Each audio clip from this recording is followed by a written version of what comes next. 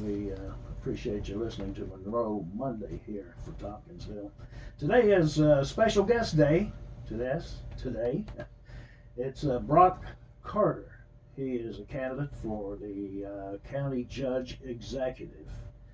And to those that don't know what a county judge executive is, it's sort of like a county mayor in other places. Isn't that right, Brock? Yes, sir. Yes, sir, it is. First of all, we got to say that this is a paid advertisement by the candidate Brock Carter. This is not free. It is paid, so we just want that to be put out there because it is considered a political advertisement. Because so he wanted 10 minutes on Monroe Monday to talk about what he's the judge executive is. So we'll let Brock go ahead. There he is, Randy. I'm familiar with your voice, Randy. Good morning, Mr. Golden and Miss Simpson, back here with the camera. Good morning, folks. Yeah, they're charging me double time this morning, but hopefully we can work that out. First off, I wanted to happy Valentine's Day to all the lovebirds out there. I think today's the 14th. Is that right? Yes. Valentine's Day. I'm not big on Valentine's Day. I don't get into the commercial side of these holidays. They've just commercialized Christmas and Thanksgiving and all so much. But anyway, I'm not too big on Valentine's Day. But thank you all for having me this morning. I've started my campaign. I've got my cards and my pens in.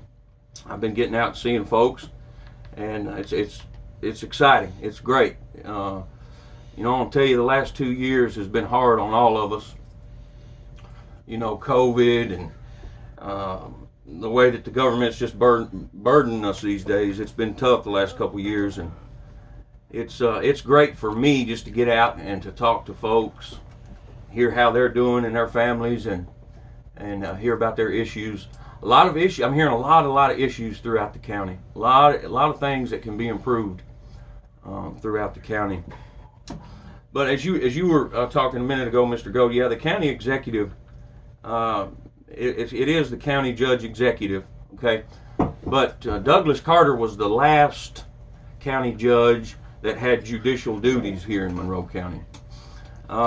It was 1981, 1982, around 1980 when they took the judicial, so they separated the duties between the judicial and the executive. And so since then, the county judge executive, like you said, has just handled the executive part of it, right? They don't handle any judicial stuff anymore. So, was that your granddaddy? No. Doug Carter was a longtime lawyer here, a longtime member of the community. Doug Carter was a good man. He would have been my great uncle, yes, sir. But I tell you, as far as the executive duties go, the judge executive is the man that sets the tone. He's kind of the head of the fiscal court. Okay, they handle the county's money, basically, and the judge sits at the head of the fiscal court, and he kind of controls policies. He controls the initiatives that the county takes up, and he's really the gatekeeper, for doing what's right and doing what's wrong. And I'll tell you, our judge executives, the executives that we've elected since 1980, the majority of them have gone to the penitentiary. Now that's the truth, but minus Tommy Willett, since about 1990, every judge we've elected has ended up stealing money or buying votes, or it's awful. So the time has come. Things have been corrupted around here so long that things have really ruptured. We're not functioning. Our county government is not functioning. So the executive is the man who needs to be leaning forward in the saddle, needs to be working to recruit jobs. Honey, since COVID, where is Mitchell Page? He's been down on the river. They've not seen him. He comes up about once a month. The man's run off and hide. A side note here, they sent $435,000 down here to the county for COVID with a COVID tag on it, and $123,000 of that was for phone calls, for tele-appointment phone calls. The money that they have been wasting and have gone through in the last 4 years is breathtaking. It would shock you. It really would. So what I'll do as the judge executive is I'm going to set an honorable tone. I'm going to set a good tone. I'm going to set a tone of growth. And I'm a man that'll get out and I'll recruit jobs, industry for this community. You know, I live 4 miles north of Tompkinsville, and of a morning, all the traffic is one way out of Monroe.